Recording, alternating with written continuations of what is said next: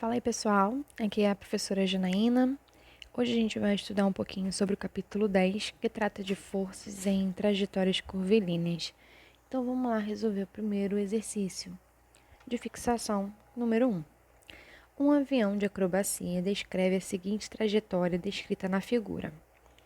Ao passar pelo ponto mais alto mais baixo da trajetória, a força exercida pelo banco da aeronave sobre o piloto que a comanda é. Então vamos lá, primeiro de tudo, vamos entender um pouquinho o que está acontecendo, né?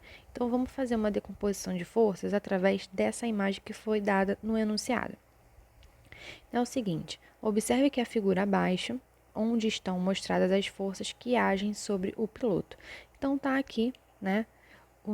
A nossa imagem e nós temos a força do avião no piloto que está direcionada para o centro, tá? Dessa trajetória curvilínea circular e para baixo nós temos a força peso, certo? E então, como o movimento é circular, deve haver uma força centrípeta apontando para cima. Portanto, a força da aeronave sobre o piloto deve ser maior do que a força peso, tá bom? Por quê? Porque se for menor, ele vai acabar caindo. E não é isso, tá? Que o enunciado está falando. Sendo assim, se a força deve ser maior do que o peso, a resposta certa é a letra B, tá bom? Maior do que o peso do piloto. Vamos para número 2. A figura a seguir apresenta em 2 instantes a velocidade V1 e V2 de um automóvel que em um plano horizontal se desloca numa pista circular. Então aí nós temos um único móvel, tá? Em 2 instantes diferentes. Com base nos dados da figura e sabendo-se que os módulos dessas velocidades são tais que o V1 é maior do que V2, é correto afirmar que. Então, novamente, vamos analisar, né, esse enunciado. Através da figura, a gente pode perceber que, no primeiro momento, ele possui uma velocidade maior e no segundo momento ele possui uma velocidade menor. Isso por causa do vetor, tá? Que indica o módulo da velocidade. No primeiro momento o vetor é maior e no segundo momento o vetor é menor. Então vamos começar a analisar as alternativas. Letra A. A componente centrípeta da aceleração é diferente de zero. Isso está certo, ok? Aqui a gente está trabalhando no movimento circular. Isso significa que nós temos uma aceleração centrípeta que está voltada para o centro dessa trajetória circular. Letra B. A componente tangencial da aceleração apresenta a mesma direção e o mesmo sentido da velocidade. Então vamos lá.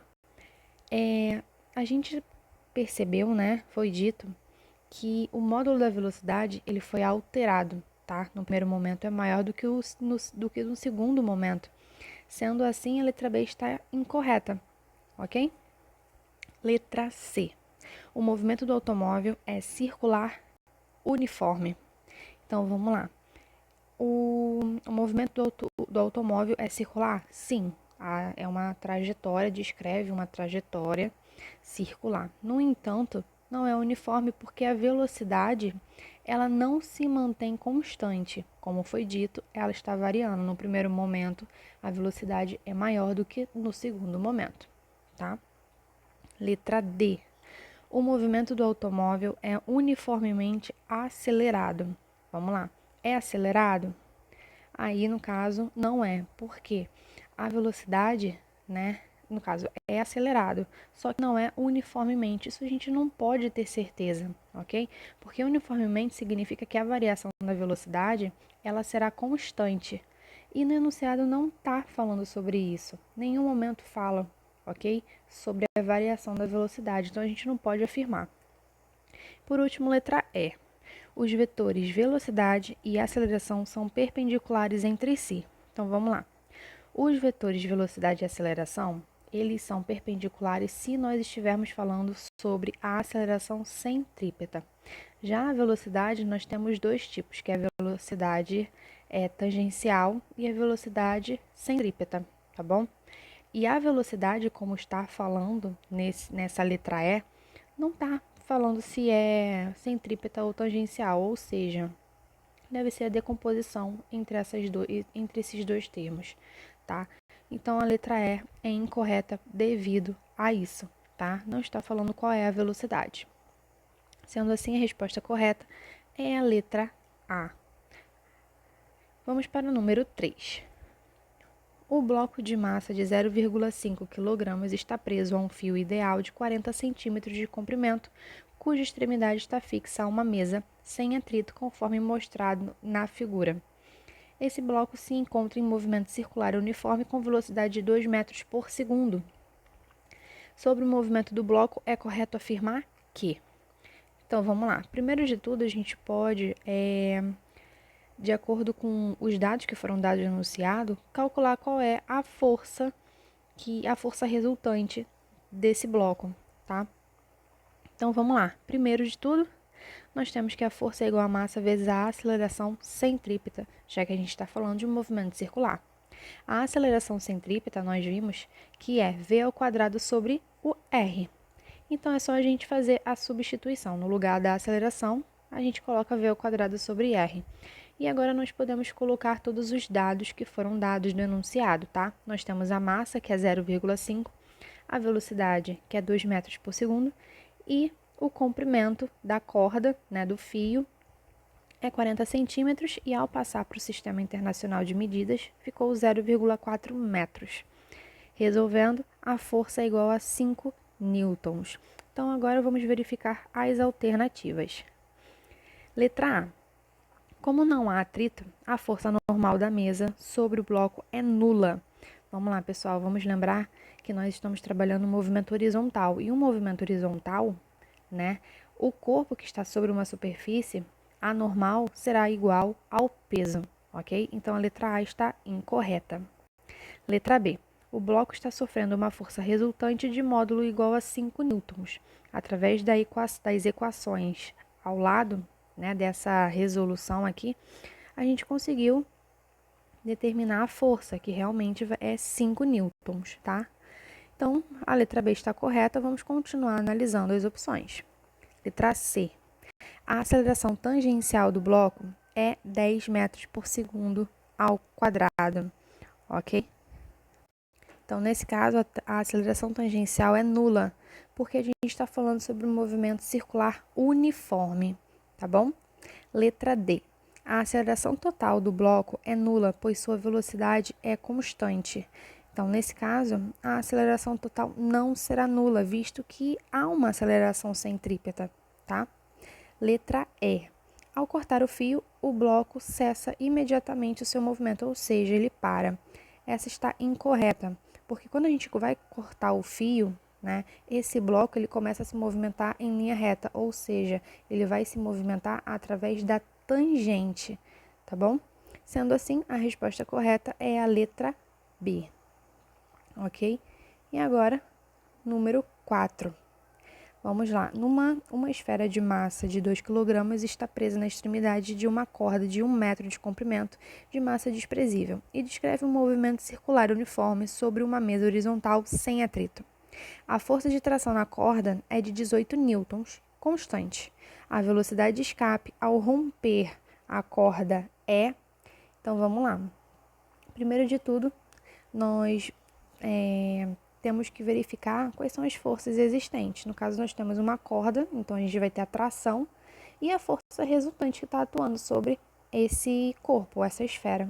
Então, a gente já sabe que a atração vai ser igual à força resultante. E a força resultante é igual a massa vezes a aceleração centrípeta. E a aceleração centrípeta, novamente, é igual a velocidade ao quadrado sobre r. Então, é só fazer a substituição. Agora, nós vamos pegar os dados que foram dados no enunciado e substituir na nossa equação. A tração na corda foi dita que é 18.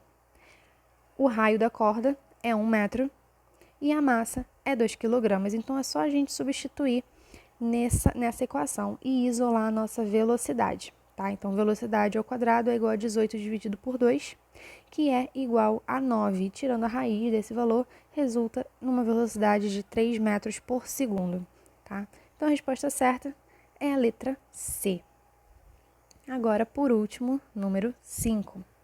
Considere a figura a seguir na qual é mostrado um piloto acrobata fazendo sua moto girar por dentro de um globo da morte. Só para lembrar vocês que no livro tem uma parte que explica sobre o globo da morte, tá bom? Então, deem uma olhadinha. Continuando. Ao realizar o movimento de loop dentro do globo da morte, ou seja, percorrendo a trajetória ABCD mostrada anteriormente, o piloto precisa manter uma velocidade mínima de sua moto para que a mesma não caia ao passar pelo ponto mais alto do globo, que no caso é o ponto A. Nessas condições, a velocidade mínima V da moto, de forma que a mesma não caia ao passar pelo ponto A, dado que o globo da morte tem raio de 3,6 metros, então vamos lá. Novamente, a gente vai fazer uma análise, similar ao número 4, ok? Então, aqui a gente já sabe que a força centrípeta será igual ao peso, ok? Então, aqui, ó, a gente já vai colocar que a força centrípeta é igual ao peso. E a força vai ser igual a massa vezes a aceleração, que no caso é a força resultante. E, novamente, a aceleração é igual a v ao quadrado sobre r. E o peso é a massa vezes a aceleração da gravidade, tá? Nesse caso, a gente pode perceber que ambos os lados têm a massa, que é o m. Então, a gente pode cortar e vai ficar v ao quadrado sobre r igual ao g. Isolando a velocidade, nós vamos ter raiz quadrada de r vezes o g. No enunciado, foi dado o valor do raio e o valor da gravidade. O raio é 3,6 e a gravidade é 10.